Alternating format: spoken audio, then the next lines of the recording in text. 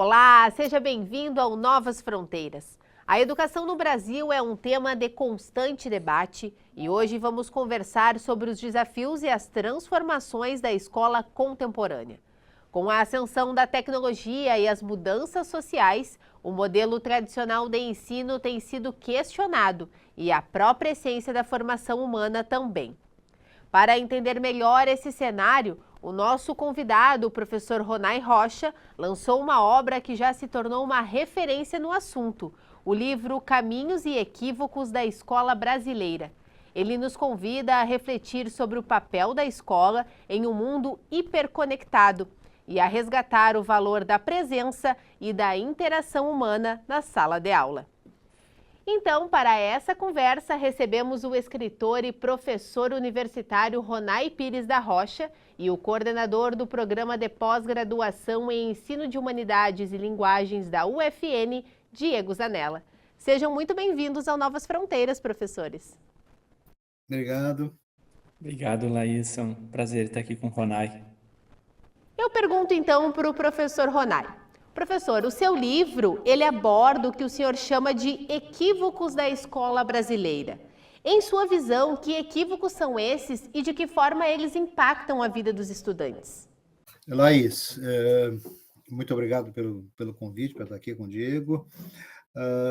Respondendo numa frase, assim, a escola brasileira, desde os anos 80, vem passando por um processo assim de perda da sua mística, perda do seu encantamento, da sua capacidade de maravilhamento, digamos assim. E parte disso, e esse é o equívoco, é devido ao fato de que nós mesmos, professores e teorizadores sobre a escola, durante muito tempo a gente explorou de forma demasiada a dimensão social e política da escola, em detrimento da sua dimensão formadora em primeira pessoa. No livro, eu caracterizo uma espécie de dualidade que há na conversa sobre a escola, que é conversar sobre a escola na condição de primeira pessoa, como agente da escola, como estudante, como criança, e a teorização sobre a escola em terceira pessoa. Essa teorização em terceira pessoa, ela predominou muito e, além de predominar muito, ela enveredou muito pela dimensão social e política. E esse, para mim, foi o grande equívoco que nós cometemos, foi uma geração inteira que, digamos assim, exagerou a medida dessa conversa, e esse, no livro e naquilo que eu venho fazendo desde há algum tempo, é o que eu caracterizo como o principal equívoco que se abateu sobre a escola brasileira. E professor Diego, de que forma então a pós-graduação ela pode preparar esses educadores para lidar com os desafios então da educação contemporânea, especialmente quando a gente fala então do impacto das tecnologias dentro das salas de aula? Sim, obrigado, Laís, pelo convite, pela estar aqui. Queria também cumprimentar o professor Ronai e parabenizá-lo pelo livro publicado, né? Eu já li o livro, gostei muito da leitura e acho que tem uma contribuição muito importante, Ronai, no seu livro. Eh, Laís, olhando para sua questão, então, eu acho que, enfim, a pós-graduação tem um desafio bastante grande, né, de como contribuir, impactar, com a educação brasileira. Uma das coisas que eu acho que a pós-graduação ela pode contribuir, né, olhando para esse, desenvolvimento tecnológico que nós temos, é de formar profissionais capazes de decidir quando usar a tecnologia e também quando desligá-la, né, e não só quando usar ou quando desligá-la, mas também como utilizar a tecnologia. E aí eu acho que tem algumas coisas que podem nos ajudar a pensar, né, essas formas de como, quando usar e quando desligar e quando não utilizar a tecnologia. Por exemplo, a gente pode pensar numa didática da presença e da linguagem. Eu acho que no livro, eu vou aproveitar fazer alguns insights aqui que o professor Ronai comenta no seu texto. No livro, o professor Ronai lembra, né, que experiências linguístico-conceituais robustas são importantes para o desenvolvimento escolar, né, da aprendizagem dos estudantes. E não dá para apostar apenas em estímulos audiovisuais, com a utilização de tecnologia, por exemplo, porque isso geraria um processo de formação, de aprendizagem pouco significativo, né? Isso geraria um déficit de aprendizagem. Um outro ponto que eu acho que também é importante e a pós-graduação pode contribuir, é com um letramento digital crítico, né. A gente fala muito em uso de tecnologia, mas muitas vezes a gente não sabe, como bem utilizar ou direcionar a tecnologia para o uso em sala de aula, por exemplo. Então, um letramento digital crítico, e aí teriam vários elementos que poderiam ser discutidos, né. Eu gosto desse termo, né, um letramento digital, não é simplesmente ter, boas técnicas ou bons usos da tecnologia, mas é ter um letramento, né, é um uso, um domínio completo da tecnologia no uso na sala de aula. E um terceiro ponto que também valeria a pena, eu acho que dá para pensar nessa relação de formação de profissionais, é fazer estudos, do tipo estudos empíricos com escolas para testar se que em que tipo de dosagem, por exemplo, a tecnologia ela pode contribuir para o processo de ensino-aprendizagem, em que tipo de uso não contribuiria, né. Então fazer estudos de avaliação e obviamente devolver, né, mostrar para a sociedade, especialmente para os atores envolvidos, que são as escolas ou as universidades, os espaços escolares, né, trazer esses resultados daquilo que dá certo, daquilo que não dá, porque, por outro lado, há alguns estudos internacionais que mostram que quando se começa a utilizar a tecnologia, eles mostram que, o início ele não é de todo assim, não é automático, né, o efeito pedagógico da tecnologia não é automático e ele funciona mais ou menos como uma curva de U invertido, né, ou seja, no início tem uma ascendência, parece que ele vai nos ajudar a resolver os problemas, mas a um certo momento ele começa a decair, talvez por um uso excessivo ou por escassez de domínio da utilização da ferramenta em questão, e aí já não ajuda mais, já não é tão efetiva a utilização da tecnologia. Então produzir estudos dessa natureza que possam nos ajudar a avaliar uma certa dosagem do uso da tecnologia, como utilizá-la. Eu acho que esses são alguns elementos que podem nos ajudar a pensar e a preparar melhor, né, a formar melhor futuros professores, para a educação, né, para o campo educacional. Eu acho que seria um ponto inicial para colocar aqui, seriam essas questões. Perfeito, professor. E a gente vem fazendo, né, vários programas aqui no Novas Fronteiras e normalmente a tecnologia ela está envolvida nas temáticas porque hoje se torna inevitável não falarmos nela. E o que a gente percebe é que praticamente em todas as áreas o maior desafio e a maior problemática é realmente essa, né? Tem que usar a tecnologia, mas de que forma? A forma correta de usarmos ela. Então, a partir disso, professor Ronai, eu lhe pergunto, qual é a linha tênue, então, de usar a tecnologia como uma ferramenta, né? Ou se tornar refém dela?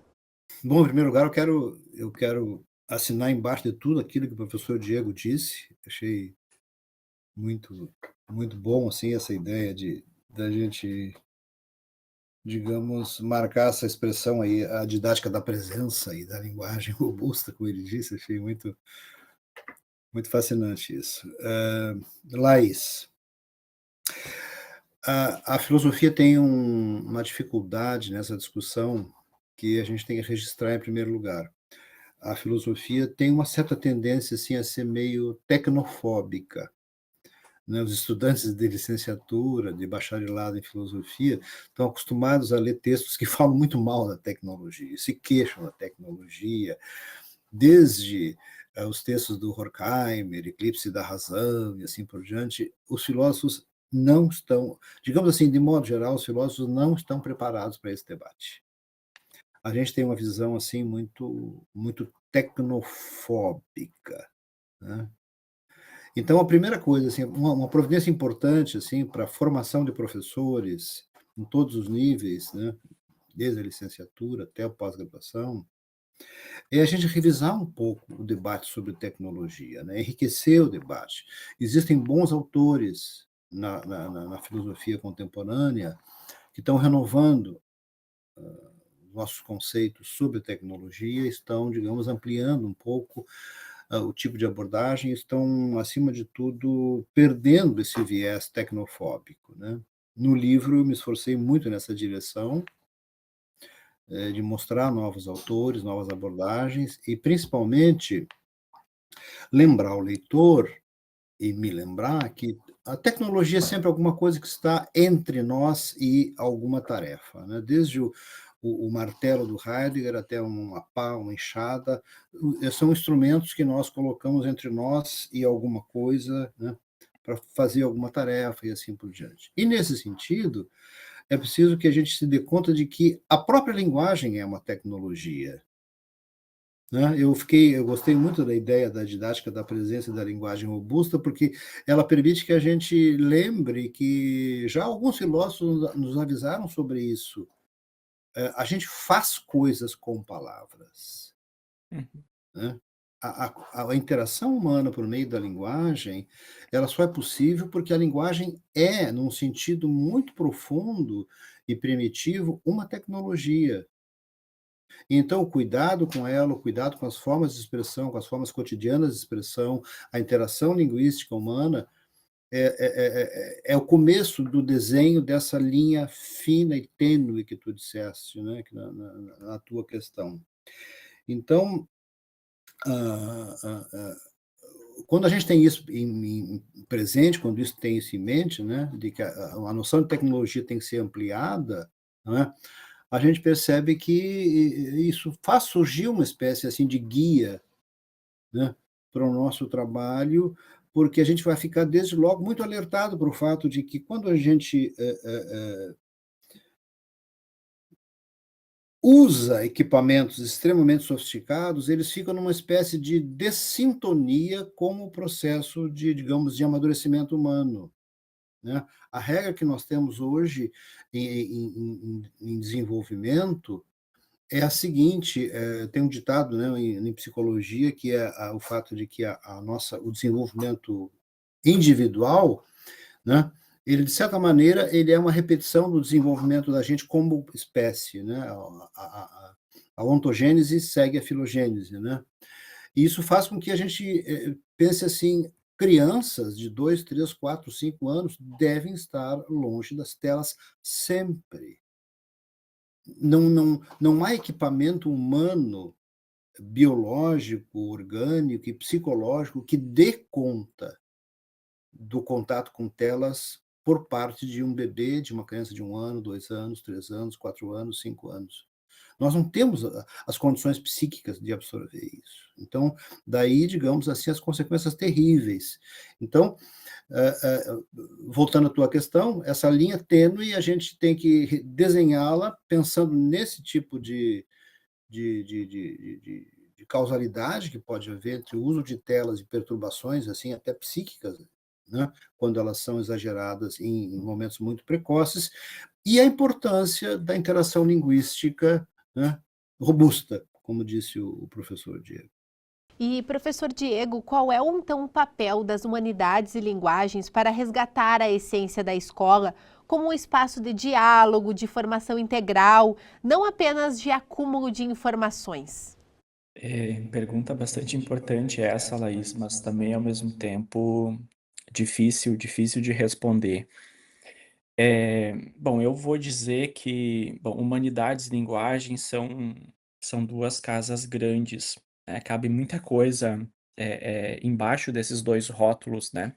Mas eu acho que a gente poderia dizer, ou sintetizar essas duas coisas, dizendo que as humanidades e as linguagens elas são a gramática da atenção e do juízo, né, porque elas são, esse conjunto de disciplinas ou de ciências que nos ajudam ou que nos ensinam a interpretar, a argumentar, a escutar, a deliberar, a desenvolver competências de presença, né, como já foi apontado anteriormente, a estar com os outros, né? Acho que esse é um ponto importante, né? Esse estar presente com os outros. E a escola pode sim ser esse espaço, né? Onde a presença ela é cultivada. Porque nós às vezes acabamos transferindo muito para o âmbito, online, digital, né, tudo para a tecnologia, como se a tecnologia fosse o lugar da presença, mas ela é só, o Ronai lembrou bem isso, né, ela está sempre entre nós e uma outra coisa, ela é o meio aí, ela não é a finalidade, a presença é que é a finalidade. Então, a partir disso, né, se a gente entende que humanidades e linguagens funcionam como a gramática da atenção e do juízo, elas podem nos ajudar a resolver ou a problematizar outros aspectos, como, por exemplo, se colocar a escola como um centro de experiências linguístico-conceituais. É, o desenvolvimento de habilidades de leitura, de escrita, né, a execução de outras atividades relacionadas com isso, com método, eu acho que a gente precisa apostar muito nisso, método na execução dessas coisas. E eu acho que vale lembrar, eu mencionei ler e escrever como experiências, né, ler e escrever é o que a gente mais faz na vida toda, né. Se a gente vai pensar: "Eu vou escrever uma mensagem de WhatsApp para o meu amigo", eu vou escrever, né.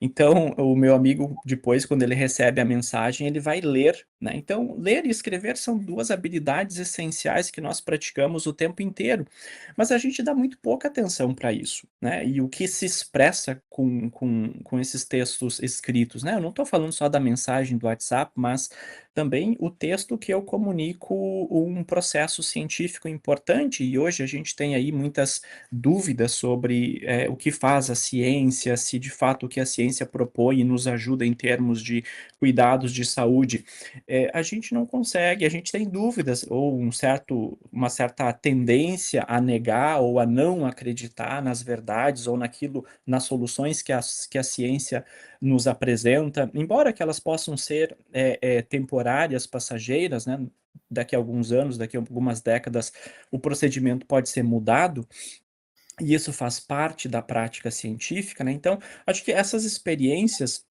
linguístico-conceituais, elas são importantes, porque nos permitiriam compreender e entender melhor o mundo no qual nós estamos inseridos.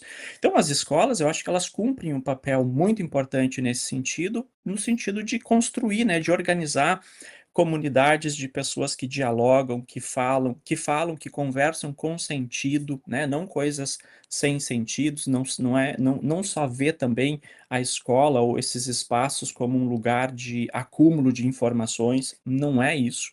Embora a gente precise de informações para bem viver, né, e para viver bem, mas não é só um depósito de informações, né, mas é tratar, é lidar com essas informações com sentido, né, e a partir daí nós podemos então, compreender melhor o mundo que está ao nosso redor. E professor Ronai, em continuidade, então, à resposta do professor Diego, eu queria lhe perguntar o que a escola ela pode fazer realmente na prática para se tornar esse espaço de encontro, né, de momentos de aprendizado, mas dinâmico também, mesmo em meio a tantas distrações digitais. Quisesse dizer assim, qual é o ponto que mais me motivou a escrever o Caminhos e Equívocos da Escola Brasileira, é exatamente foi o esforço de mostrar a escola como um espaço de formação espiritual. Claro, eu não posso agora resumir todo o livro em 2 ou 3 frases aqui, mas é nessa direção. E aí vem a pergunta assim: mas e como é que se faz formação espiritual? Né? Ah, eu diria também, para fazer uma frase de efeito aqui, em primeiro lugar, dando bom dia para as pessoas, dando boa tarde, dando até logo, dizendo as palavras mágicas que os pais nos ensinaram, né? Por favor, desculpe, com licença.